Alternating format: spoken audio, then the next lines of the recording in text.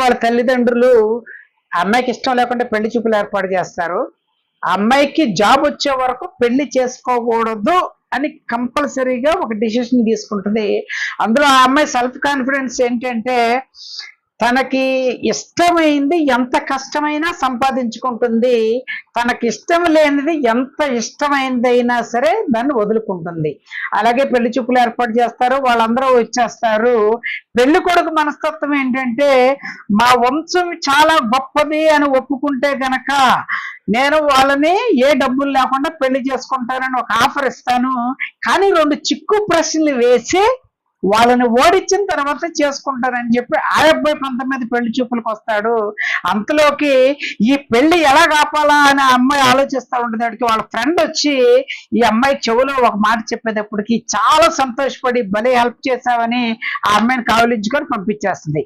పెళ్లి చూపులు రెడీ అయిన తర్వాత ఆ అబ్బాయి అంటాడు, పెళ్లి చూపుల కంటే ముందు నేను ఒక ప్రశ్న అడుగుతాను, దానికి సమాధానం చెప్తే గనక 5 పైసలు కట్నం కూడా తీసుకోకుండా పెళ్లి ఖర్చులు కూడా నేనే పెట్టుకొని పెళ్లి చేసుకుంటానని చెప్తాడు. అడగమంటారు. ఇక్కడ బాగా పెద్ద మురుకు గుంట ఉన్న ఒక ప్లేస్కి తీసుకెళ్ళి నీ చేతులతో కానీ నీ ఏదైనా వస్తువుతో కానీ అంటుకోకుండా అక్కడ బురద తీసే పక్కన ఉన్న డస్ట్బిన్లో వేయాలి అని చెప్తాడు. దానికి వాళ్ళందరూ ఆశ్చర్యపోయేటప్పటికి ఓడిపోయారా ఒప్పేసుకోండి, నేనే గొప్పని ఒప్పేసుకోండి అని అనేటప్పటికి ఈ అమ్మాయి అంటది, ఓకే మరి అంత బురద తీసిన తర్వాత నేను స్నానం చేయాలి కదా, అందుకోసమని ఈ బకెట్ తో నీళ్లు తోడి ఆ పక్కన ఉన్న డ్రమ్ములో మొత్తం నింపమని చెప్పి ఒక చిన్న బకెట్ ఇస్తుంది. దాని చుట్టూ ఒక 2000 రంధ్రాలు ఉంటాయి. ఇంత రంధ్రాలు ఉంటే దీంతో నీళ్ళు ఎలా తోడతారని అంటే మరి చెయ్యి అంటుకోకుండా బురదలా తీస్తారా బాబు అని చెప్పేటప్పటికి వాళ్ళందరి ముందు ఆ అబ్బాయి హేళన అయిపోతాడు. సరే ఈ అమ్మాయికి ఆ అమ్మాయి చెప్పింది కదా చెవులో, అది నిరూపించి పెళ్లి ఆపించుకోవాలని చెప్పి నేను నిన్ను ఒక ప్రశ్న అడుగుతాను, దానికి నువ్వు సమాధానం చెప్తే నేనే నీకు ఎదురు కట్నం ఇచ్చి పెళ్లి చేసుకుంటాను అనేటప్పటికి అడగమంటాడు.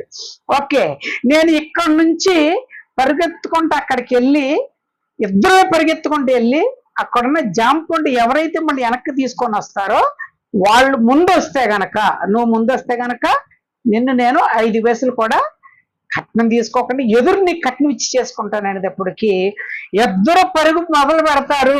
ఈ అమ్మాయి పరిగెత్తి జాంకాయ కోసేస్తుంది. ఈ అబ్బాయి ఎగరేలోపు నెత్తి మీద ఉన్న విగ్గు ఊడిపోయి కింద పడిపోయేటప్పటికి అందరూ చూసేటప్పటికి పెళ్లి కొడుకు రూపంలో ఉన్న ఒక అంకులు కనపడతాడనమాట.